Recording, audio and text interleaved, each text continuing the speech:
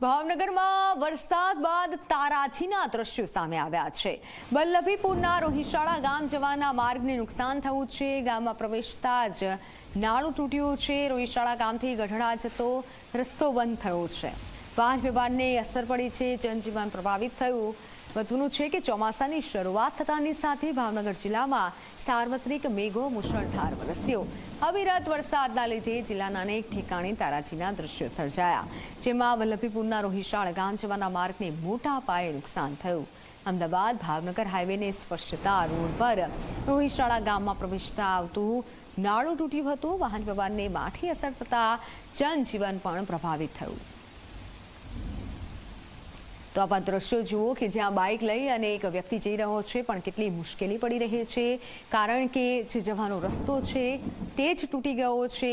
રોહિશાળા ગામથી ગઢડા જવાનો માર્ગ બંધ થયો હતો, પરંતુ છતાં લોકોને જે અવરજવર કરવાની જરૂરિયાત હતી, લોકો મુશ્કેલી વેઠી અને અવરજવર કરી રહ્યા હતા। ગઈકાલથી જે ભાવનગરમાં તારાજી સર્જાઈ છે, હાલ જે પ્રમાણે પરિસ્થિતિ છે તેને જોતા હજુ જે વરસાદ આવી શકે છે। આપ જુઓ કે લોકો હાલાકી ભોગવી રહ્યા છે। રિક્ષા તે રસ્તામાં ફસાઈ ગઈ હતી, પરંતુ તેને ધક્કા મારી અને કાઢવી પડી હતી। ભાવનગર જિલ્લામાં આખરકાર મેઘરાજાએ વિરામ લીધો છે, પરંતુ આ વિરામ બાદ અને પાણી ઓસર્યા બાદ તારાજીના દ્રશ્યો સામે આવવાના શરૂ થઈ ગયા છે। આપ જોઈ શકો છો ભાવનગર અમદાવાદ હાઈવે પરનું આ રોહિશાળા ગામ છે કે જ્યાંથી ગઢડા જવાનો મુખ્ય માર્ગ પણ પસાર થાય છે, પરંતુ આ જે નાળું છે તેની શું હાલત છે, કારણ કે ગઈકાલે જ્યારે પૂરના પાણી અહીંયાથી ધસમસતા વહી રહ્યા હતા ત્યારે કોઈને અંદાજ નહોતો, પરંતુ હવે પાણી સંપૂર્ણ ઓસરી ગયા છે। ત્યારે આ પૂરના પાણીએ આ નાળા અને અહીંયાથી પસાર થતા માર્ગની શું હાલત કરી છે તેનો અંદાજ આવી શકે છે।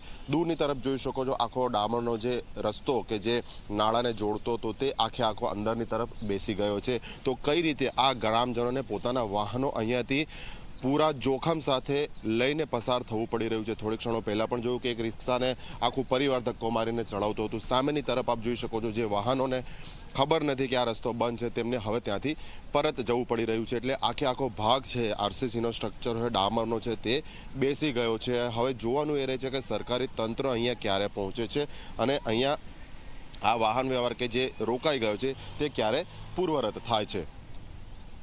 રોહિશાળા ગામથી કેમેરા પર્સન શૈલેષ બગડા સાથે અર્પણ કાયદાવાલા ઝી મીડિયા।